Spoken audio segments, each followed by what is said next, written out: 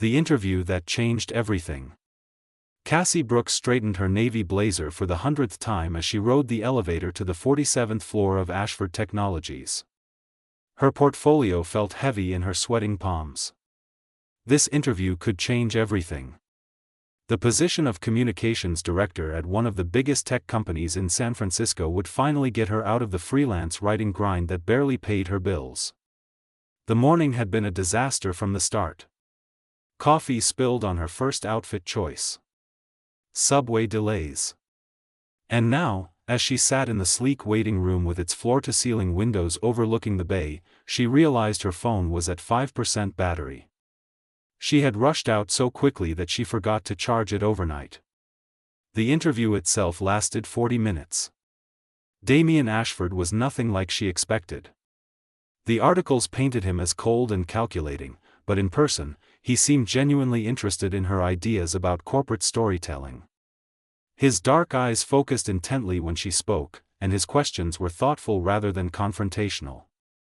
"We will be in touch by end of day," he said, shaking her hand with a firm grip. "I have a good feeling about this, Miss Brooks." Cassie floated out of the building, hope blooming in her chest for the first time in months. She was halfway home on the train when she reached for her keys and felt nothing but empty pocket lining. Her heart sank. The keys were sitting on her kitchen counter, right where she had left them next to her half-eaten toast. The unexpected return. The superintendent was on vacation, her spare key locked in his office. Olivia was at work and could not come until evening. Cassie had no choice but to call her landlord, Mrs. Chen, who grumbled about having to drive across town but agreed to meet her in 20 minutes. Cassie climbed the 3 flights to her small apartment, grateful Mrs. Chen had arrived quickly. The older woman unlocked the door, muttered something about irresponsible young people, and left. Cassie pushed open the door and froze. A man's voice drifted from her living room. Deep, familiar, unmistakable. Damien Ashford. "I know she does not realize it yet," he was saying. "But Patricia would have wanted me to look after her. I owe her mother everything." Cassie's breath caught. He was talking about her. About her mother. But who was he talking to? She crept forward silently, her journalist instincts kicking in. Through the partially open living room door, she could see Damien Ashford crouched on her worn carpet, speaking directly to Whiskers. Her orange tabby cat sat upright, tail wrapped around his paws, staring at the billionaire CEO with unusual attention. "The medical bills are handled," Damien continued, scratching behind Whiskers' ears. "She will never know it was me. Patricia made me promise to stay away, but I cannot just do nothing. Cassandra has her mother's spirit. That fire, that determination to make things right in the world." Whiskers meowed softly, as if responding. "You are right, of course," Damien said with a slight smile. "I am talking to a cat about complicated human emotions. But you are a good listener, Whiskers. Better than my board of directors." Cassie's mind raced. Medical bills? Her mother's cancer treatment 2 years ago had nearly bankrupted them, but an anonymous donor had covered the final $60,000. The hospital refused to reveal who paid, citing donor privacy wishes. Could it have been Damien Ashford? Confrontation in the living room. She pushed the door open. "What are you doing in my apartment?" Damien stood quickly, his composed expression slipping for just a moment before returning. "Cassandra. I can explain." "You better." She crossed her arms, trying to ignore how her hands shook. "How did you even get in here?" "The door was unlocked. I knocked, no one answered, but I heard your cat and got concerned. Sometimes unlocked doors in this neighborhood mean trouble." He gestured to Whiskers, who had started grooming himself, utterly unbothered by the tension. "I was just leaving a note when Whiskers here demanded attention." "That does not explain what you said." "About my mother. About medical bills." Cassie stepped further into the room. "How do you know Patricia Brooks?" Damien's jaw tightened. He walked to her window, looking out at the street below. The afternoon sun cast long shadows across his sharp features. "I should have told you during the interview. Or perhaps I should never have come to your apartment. But I needed to see how you lived, who you really were beyond the resume. That is incredibly creepy and invasive." "Yes." He turned to face her. "It is. But necessary. Cassandra, your mother saved my life 12 years ago." The words hung in the air between them. Cassie's mind flashed back to a story her mother had told her once, about stopping to help at a car accident on Highway 101. About pulling an unconscious man from a burning vehicle seconds before it exploded. About the paramedics saying she was a hero, but Patricia had brushed it off, saying anyone would have done the same. "The accident," Cassie whispered. "That was you?" Damien nodded slowly. "I was 23, arrogant, driving too fast in the rain after a fight with my father about the company. I lost control. The car flipped 3 times. I would have died in that fire if your mother had not risked her own life to pull me out. She never told me who you were. She said the man did not want publicity. I begged her not to tell anyone my identity. The press would have had a field day with the story. Young tech heir nearly kills himself in reckless accident." Damien moved closer, his voice softening. "I tried to repay her. Offered money, connections, anything. Patricia refused it all. She said saving a life was not something you get paid for.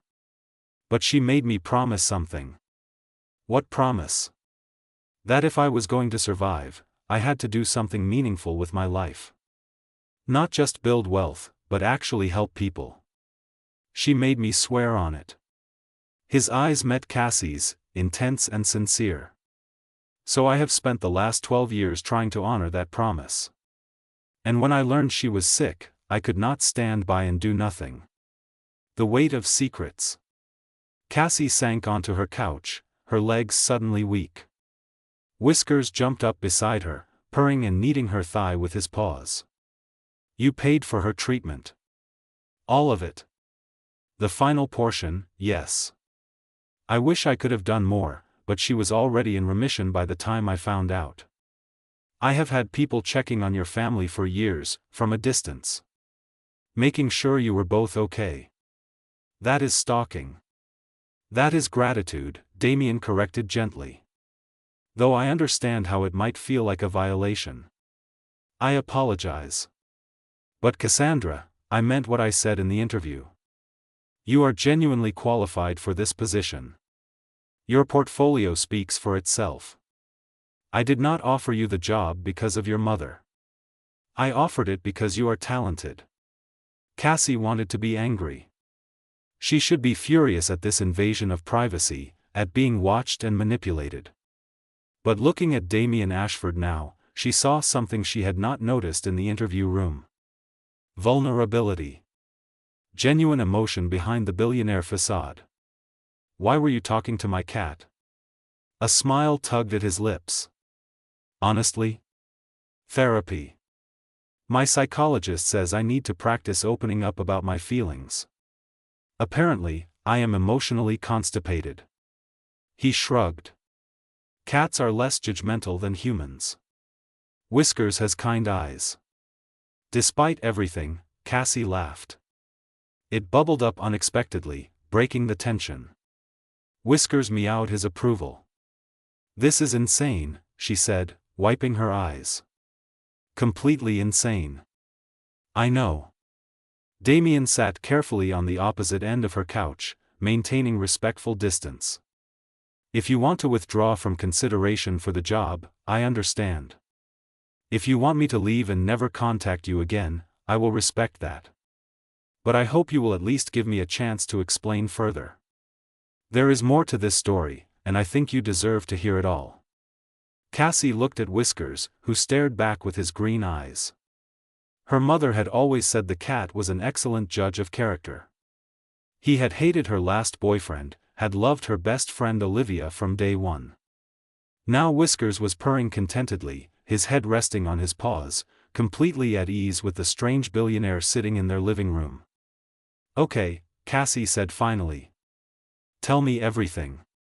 The story behind the accident. Damien settled back against the couch cushions, his usual corporate posture softening. Whiskers stretched and repositioned himself between them, a furry mediator.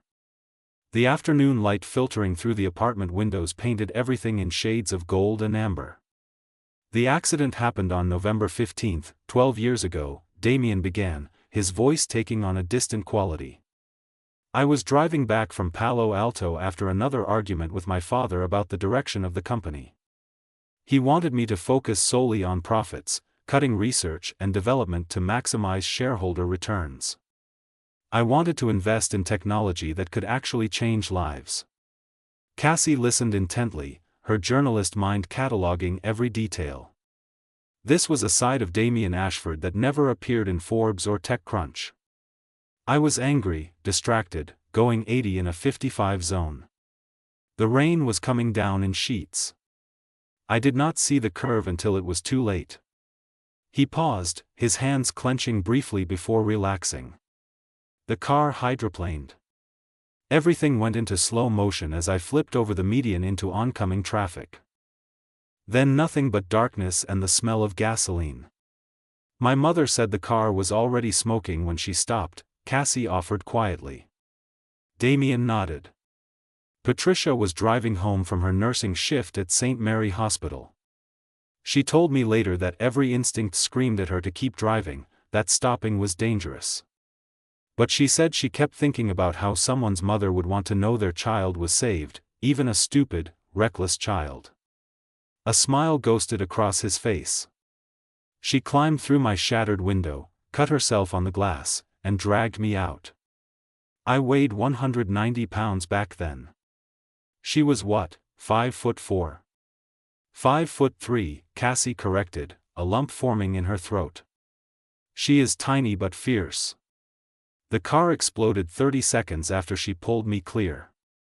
The heat was so intense it melted the asphalt." Damien turned to face Cassie fully. "Your mother visited me every day during my 2 weeks in the hospital. She would not even tell me her full name, just Patricia. She brought flowers from her own garden. Read me news articles when my vision was too blurry from the concussion. Made terrible jokes about hospital food." Cassie could picture it perfectly. Her mother had that gift of making everyone feel like family. "On the day I was discharged, I finally convinced her to tell me her name. Patricia Brooks. I hired a private investigator immediately to find out everything. Not to invade her privacy, but to find a way to repay her properly." Damien's expression hardened slightly. "That is when I learned about her financial struggles. Your father had passed away 3 years prior. Medical debt from his cancer treatment. She was working double shifts, raising a 12-year-old daughter alone, barely keeping her head above water. The unacceptable gift. I showed up at her apartment with a check for $500,000, Damien continued. Enough to clear all debts, secure your college fund, give her the stability she deserved. Do you know what she did?" Cassie shook her head, transfixed. "She tore it up. Right in front of me. Said that saving a life was not a transaction.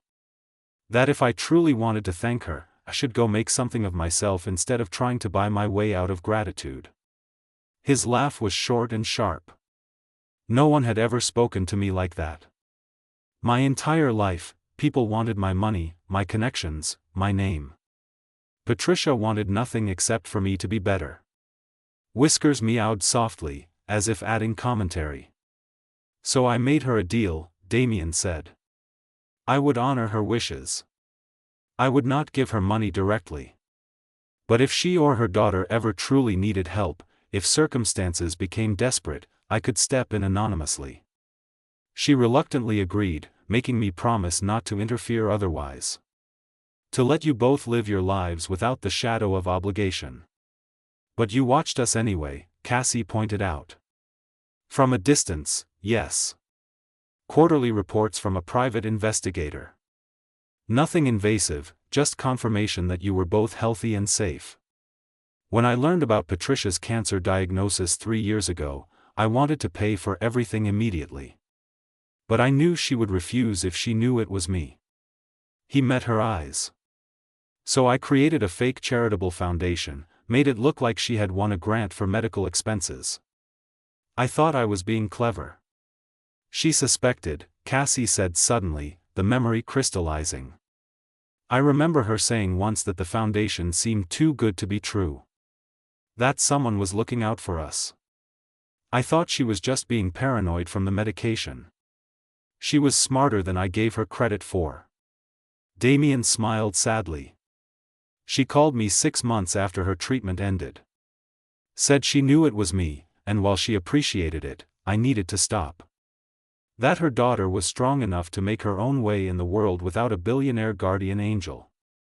The uninvited threat. Before Cassie could respond, her apartment door burst open. A man in an expensive charcoal suit strode in without knocking, his cold eyes immediately locking onto Damien. So this is where you have been hiding, the man sneered. Missing the board meeting to play house with your little charity case? Damien stood smoothly, his entire demeanor shifting from vulnerable to dangerous in an instant. Jerome. How did you find me? I have my sources. Jerome Mitchell was tall and silver-haired, with the kind of practiced smile that never reached his eyes. He looked at Cassie dismissively. You must be Patricia Brooks' daughter. I can see the resemblance. Same naive optimism in the eyes. Get out of my apartment, Cassie said, standing as well. Whiskers hissed, his fur standing on end.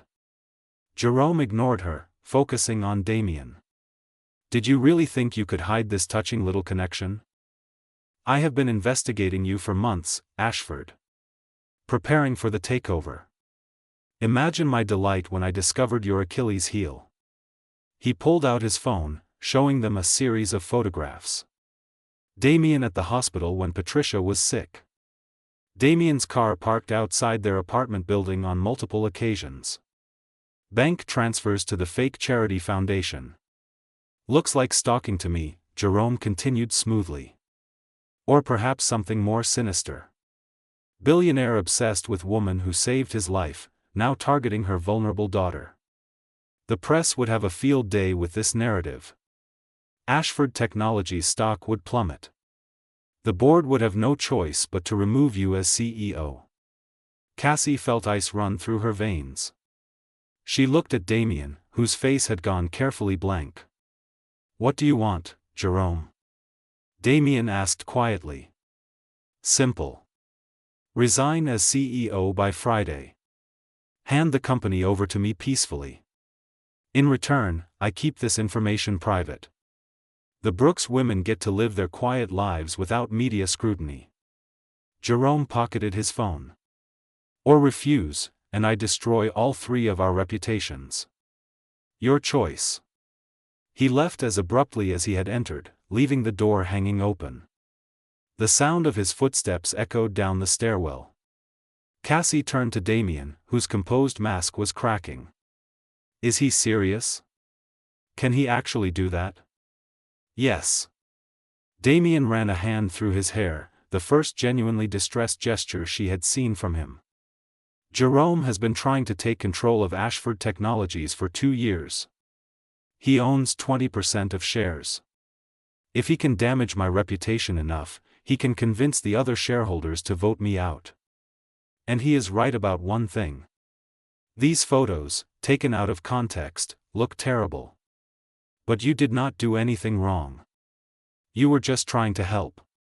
The truth does not matter if no one believes it. Damien began pacing. I should have been more careful. I should have anticipated that someone would use you against me. I am sorry, Cassandra. I never meant to drag you into my corporate warfare. The impossible choice. Cassie watched him spiral, this powerful man reduced to helplessness by his own gratitude and guilt. Whiskers jumped down from the couch and walked over to Damien, weaving between his legs until he stopped pacing and looked down.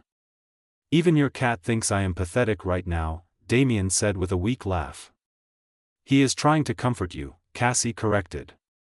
Whiskers only does that for people he trusts. Something shifted in the air between them. Cassie thought about everything she had learned in the past hour. About the man her mother had saved who had spent 12 years trying to honor that gift. About the billionaire who talked to cats because he struggled to express emotions with humans. About someone who had quietly supported her family, asking nothing in return. There has to be another way, Cassie said. Some way to prove Jerome is lying or manipulating the situation. Unless we can show the board concrete evidence that his narrative is false, his version will become the truth. Damien met her eyes. And the only way to do that would be to expose everything. The accident, your mother's heroism, my years of watching over your family. Patricia specifically made me promise not to do that.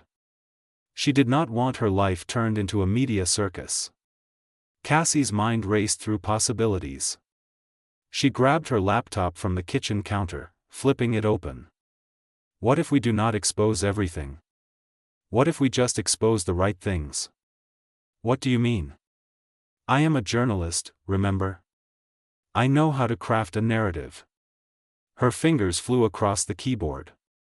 We do not talk about the personal connection. We talk about Ashford Technologies' charitable work. How you have been secretly funding medical research grants for cancer patients. How you believe in giving back anonymously because true charity does not seek recognition. Damien moved behind her, reading over her shoulder. The foundation I created for your mother. We turn it into something real, something bigger. Exactly.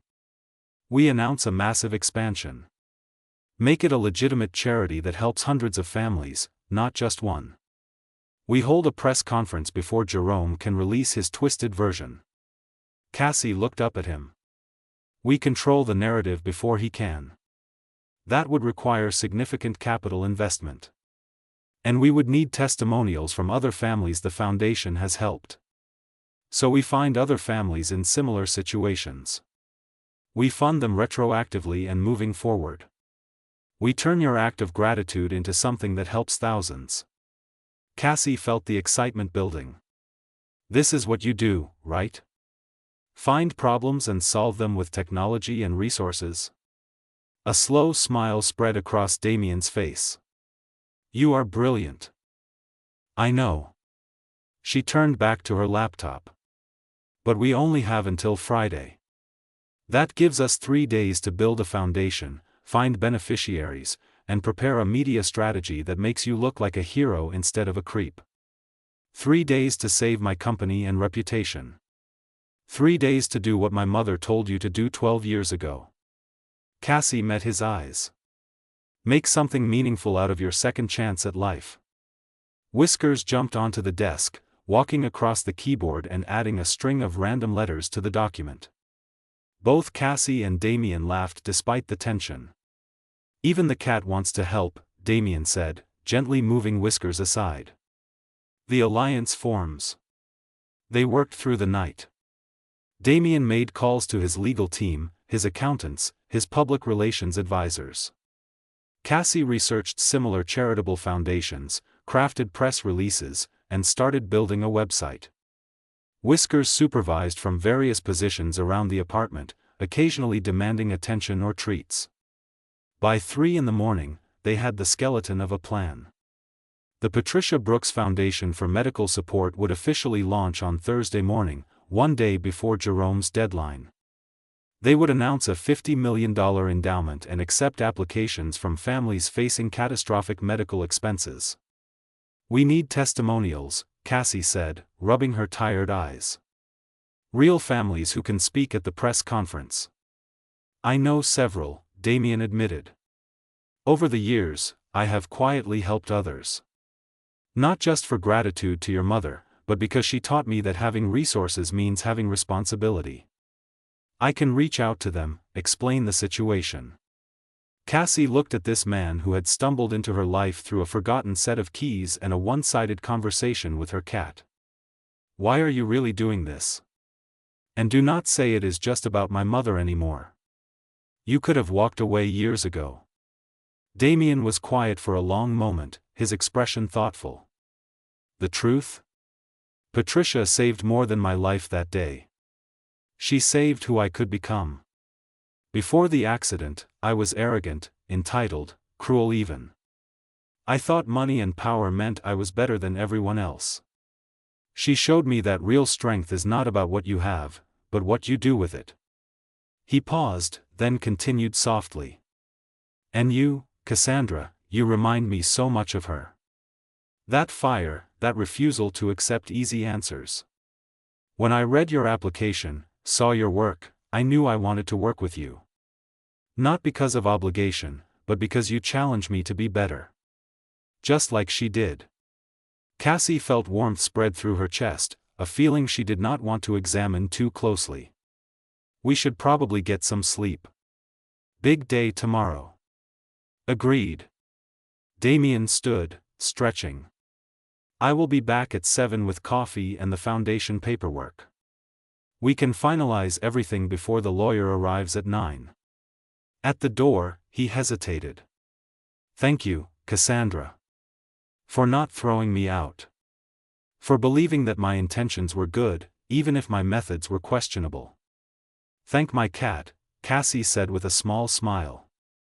Whiskers is apparently an excellent judge of character. After Damien left, Cassie sat on her couch with Whiskers purring in her lap. The cat looked up at her with knowing eyes. You knew, did not you? She whispered, scratching behind his ears. You always knew there was something special about him. Whiskers blinked slowly, the cat equivalent of a smile, and settled in for sleep. Cassie followed suit, her dreams filled with press conferences and a man who talked to cats about things he could not say to people, the race against time. Thursday morning arrived with gray skies and the promise of rain. Cassie woke to find Damien already at her door at 6:45, 15 minutes early, carrying a cardboard tray with coffee and a bag of fresh bagels from the bakery 3 blocks away. You remembered my coffee order, she said, surprised as she took the cup. Extra shot of espresso, oat milk, no sugar. I pay attention, Damien replied simply, stepping inside. He looked exhausted, dark circles under his eyes, but his suit was immaculate and his expression determined. The legal team worked through the night. The foundation paperwork is ready for filing. I reached out to 6 families I have helped over the years. 4 agreed to participate in the press conference. Whiskers appeared from the bedroom, meowing loudly and weaving between Damien's legs. The billionaire crouched down, scratching the cat's head with genuine affection. Good morning to you too, Whiskers. Did you protect your human last night? The cat purred in response, and Cassie found herself smiling despite the nervous energy thrumming through her body. They had less than 24 hours to pull off a media miracle. The press conference is scheduled for 2 this afternoon at the Grand Royale Hotel downtown, Damien continued, standing. I have invited every major news outlet. The story needs to break big and fast, before Jerome has a chance to counter it. Cassie's phone buzzed. A text from Olivia, where are you? You missed our breakfast date. Are you okay? Guilt washed over her. In the chaos of the past 18 hours, she had completely forgotten about their weekly Thursday breakfast tradition. She quickly typed back, emergency situation. We'll explain everything soon. Promise I am fine. Regrets? Damien asked, watching her face. Just wishing I could clone myself. My best friend is worried, my mother has called twice asking if I got the job, and I have not slept more than 3 hours. Cassie set down her phone. But no. No regrets about helping you. The lawyer arrived precisely at 9, a sharp woman named Janet Huang who barely blinked at conducting foundation business in a tiny apartment with a cat climbing on the paperwork. By 11, everything was filed. The Patricia Brooks Foundation was officially real. Now comes the hard part, Janet said, packing her briefcase. Selling it to the world. The hidden complication. At noon, Cassie's phone rang. Her mother's number. She stepped into the bedroom to answer, her stomach knotting with anxiety. "Sweetheart, I need you to come to the hospital right away." Patricia's voice was strained. "Do not panic, but I had some chest pains this morning. The doctors want to run tests." The world tilted. "Mom, what do you mean chest pains?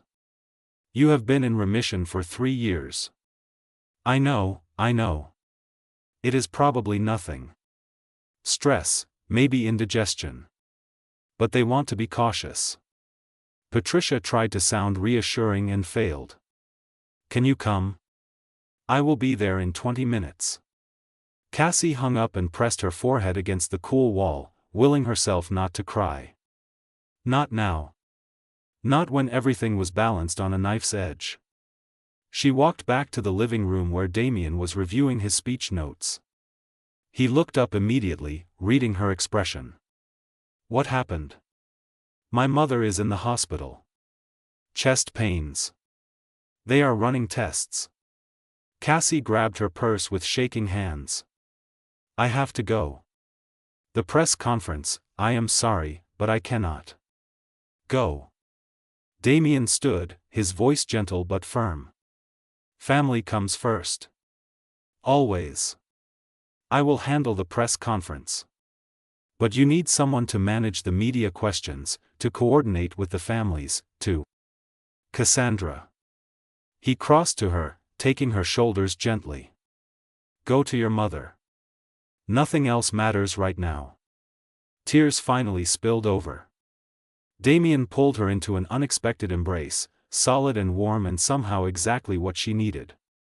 She allowed herself 10 seconds of weakness, then pulled back and wiped her eyes. "I will call you as soon as I know anything. I will be waiting." She ran. The hospital vigil. St. Mary Hospital felt hauntingly familiar. Cassie had spent so many hours here during her mother's cancer treatment, learning every corner of the oncology wing, every face of the nursing staff. Now she found herself in the cardiac unit, pacing outside the examination room while doctors ran tests.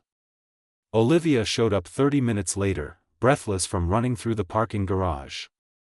"I got your voicemail. What is happening? Is Patricia okay?" Cassie filled her in on everything. Not just her mother's current situation, but everything from the past 2 days. The interview with Damien. The forgotten keys. The overheard conversation with Whiskers. The accident 12 years ago. Jerome's threats. The foundation. All of it poured out in a confused rush while they sat in uncomfortable plastic chairs under fluorescent lights. Olivia listened without interrupting, her eyes growing wider with each revelation. "So you are telling me that a billionaire has been secretly watching over your family for over a decade because your mom saved his life, and now you are helping him fight off a corporate takeover by launching a charity in her name, and he talks to your cat?" Olivia summarized. "When you say it like that, it sounds insane." "Cassie, it is insane." Olivia grabbed her hand. "But also kind of romantic?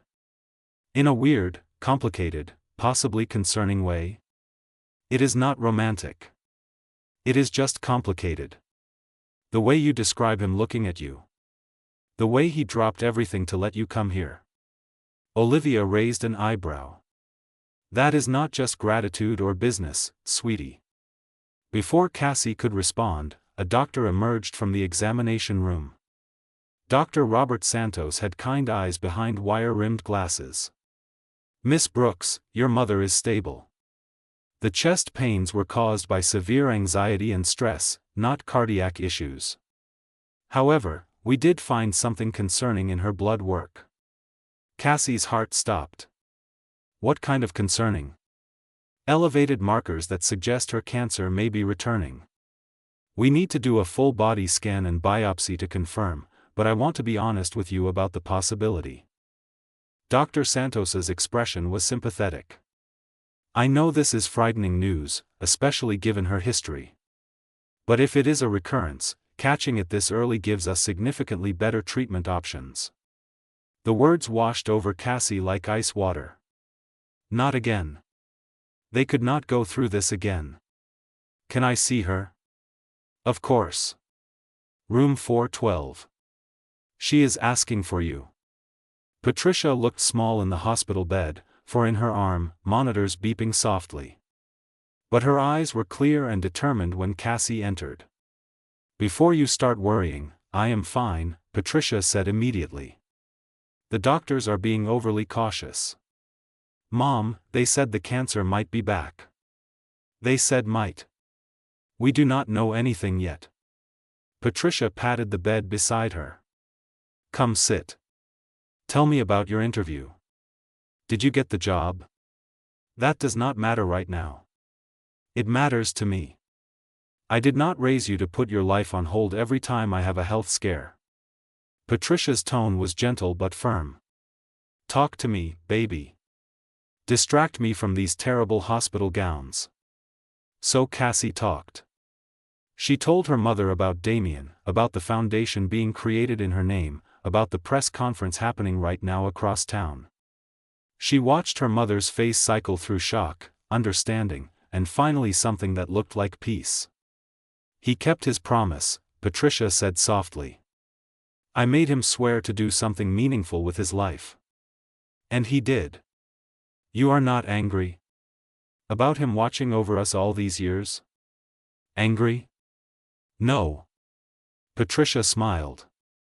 Touched, actually. That boy, well, man now, he had such pain in his eyes when I pulled him from that car. Like he did not think his life was worth saving. If he has spent 12 years trying to prove me right, then I am glad. He is creating a foundation to help other families like us. $50 million. Patricia's eyes widened. 50 million? That stubborn man. I told him not to give me money. He is not giving it to you. He is giving it to everyone. Making your act of kindness ripple outward. Cassie took her mother's hand. You saved one life, and now that life is working to save hundreds more. That is pretty amazing, Mom. Tears slipped down Patricia's cheeks. I just did what anyone should do. But most people would not have. You did. And it mattered. They sat in comfortable silence for a moment before Patricia spoke again, her voice more serious. This Damien Ashford. You like him? It was not a question. Cassie felt her cheeks warm. I barely know him, Mom. You know him well enough to fight for him. To help him when you could have walked away. Patricia squeezed her hand. Just be careful, sweetheart. Billionaires live in different worlds than us. I do not want to see you hurt. He is not what I expected. He is kind, surprisingly vulnerable. He talks to Whiskers when he needs to process his emotions. Patricia laughed, which turned into a small cough. A man who talks to cats.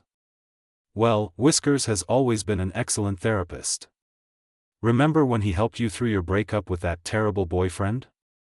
Whiskers sat on my lap for 3 days straight and judged me every time I thought about calling him. Smart cat. The revelation. Cassie's phone buzzed.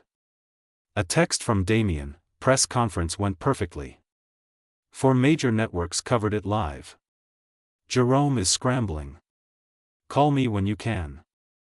Relief and regret warred in her chest. She had wanted to be there, to see the foundation launch, to support Damien.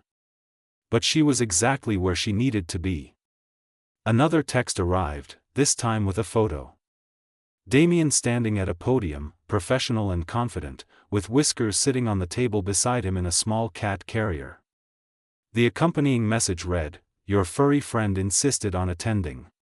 He is officially our foundation mascot." The press loved him. Cassie burst out laughing, showing her mother the photo. Patricia grinned. He brought your cat to a press conference? Apparently Whiskers is now a public figure. A knock on the door interrupted them. Damien stood in the doorway, still in his suit from the press conference, holding a bouquet of sunflowers. Patricia's favorite. I hope I am not intruding, he said carefully. I wanted to check on you both. And to return your cat, who has had quite an adventure today. He stepped aside, revealing Olivia holding Whisker's carrier. The cat meowed indignantly at being confined. How did you? Cassie started. Your friend Olivia very kindly agreed to bring Whiskers home after the press conference. We got to talking in the elevator, and she mentioned you were here. I hope it is okay that I came. Damien looked uncertain, vulnerable in a way his corporate persona never showed. Patricia studied him for a long moment, this man who had carried her memory for 12 years, who had honored their brief connection by becoming someone worth saving. Then she smiled. Damien Ashford. Come here and let me look at you properly. He approached the bed slowly, setting down the flowers. Patricia reached up and cupped his face with one hand, examining him the way a mother examines her own child. You have grown into a good man, she said simply. Thank you for keeping your promise. Thank you for making me promise. Damien's voice was rough with emotion. You gave me more than my life back, Patricia. You gave me a purpose. And now you are giving that purpose to others. I am proud of you. She glanced between Damien and Cassie, something knowing in her expression. Both of you. Whatever you are building together, whether it is professional or personal or both, it is good. I can see it. Cassie felt her face flame. Mom. Let an old woman have her observations. Patricia lay back against the pillows, suddenly looking tired. Now, someone needs to explain to me why my cat is a celebrity. They spent the next hour in that hospital room. Damien showed them footage from the press conference on his phone. For families had shared their stories of mysterious anonymous help that had arrived exactly when they needed it. The media response had been overwhelmingly positive. Jerome Mitchell had issued a statement congratulating Damien on his philanthropy, unable to attack without looking like a villain. So the company is safe? Cassie asked. The board voted unanimously to reject Jerome's takeover attempt. He is finished. Damien looked at Whiskers, who had been released from his carrier and was now investigating the hospital room. Turns out having a cat at a press conference is excellent publicity. The internet loves him. There are already memes. Olivia pulled up her phone, showing them an image of Whiskers sitting regally beside Damien with the caption, "When your emotional support cat is more professional than your coworkers." Everyone laughed, even Patricia, though she was clearly fading. The day had taken its toll. We should let you rest, Cassie said, kissing her mother's forehead. Wait.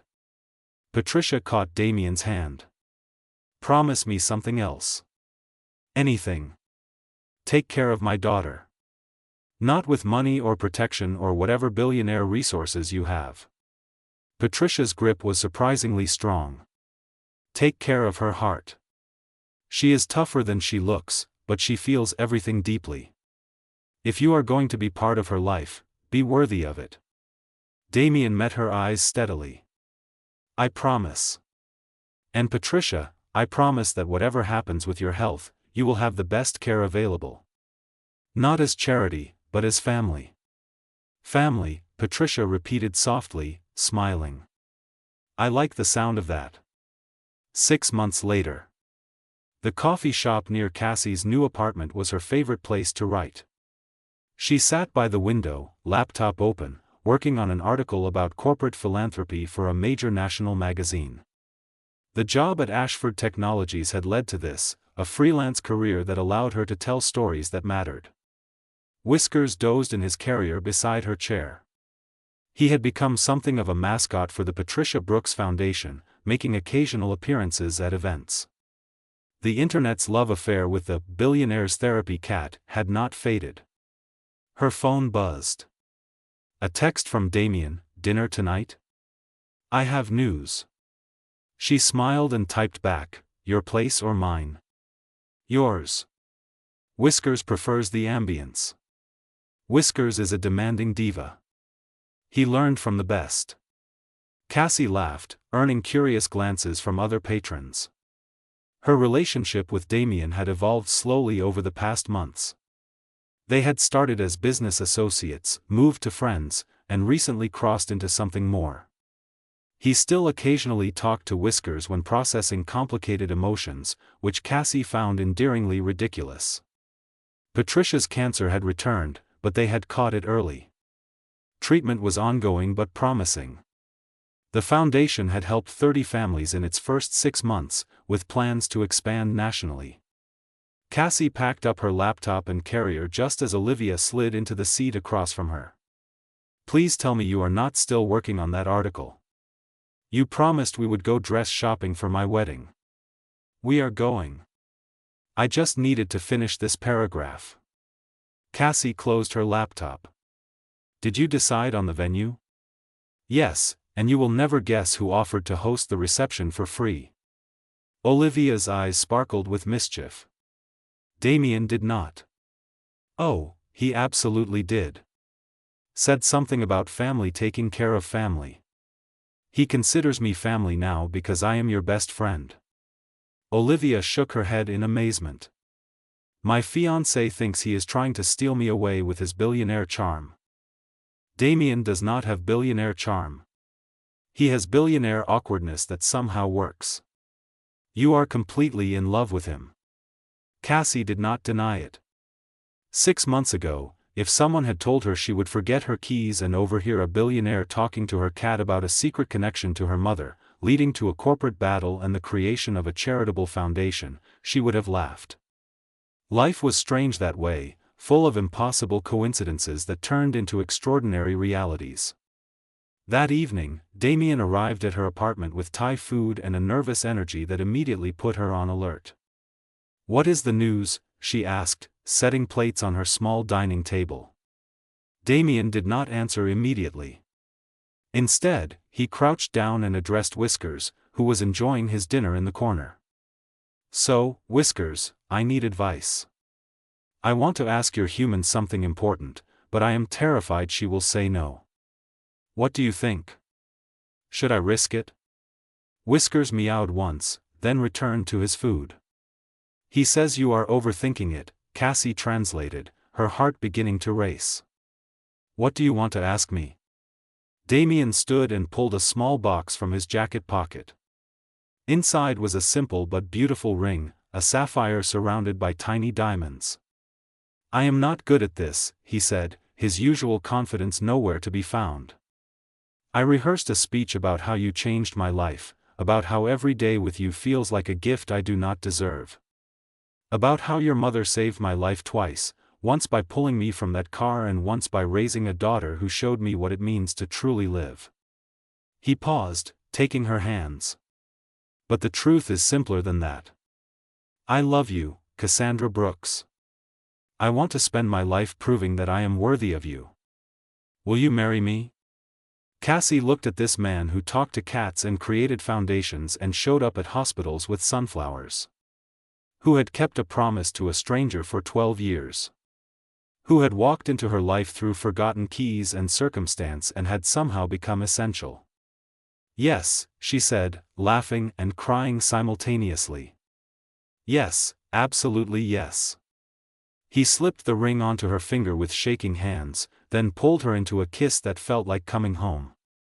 Whiskers, having finished his dinner, jumped onto the couch and began grooming himself, utterly unbothered by the emotional chaos of humans. His work here was done. He had always known they belonged together. After all, he was an excellent judge of character. Outside, rain began to fall softly on the city, washing everything clean and making space for new beginnings built on old promises and unexpected connections. Sometimes the best stories started with forgotten keys and conversations with cats. Sometimes miracles wore suits and learned to talk about feelings. Sometimes a small act of kindness rippled outward until it changed the world. And sometimes, love found you in the most impossible, ridiculous, perfect ways.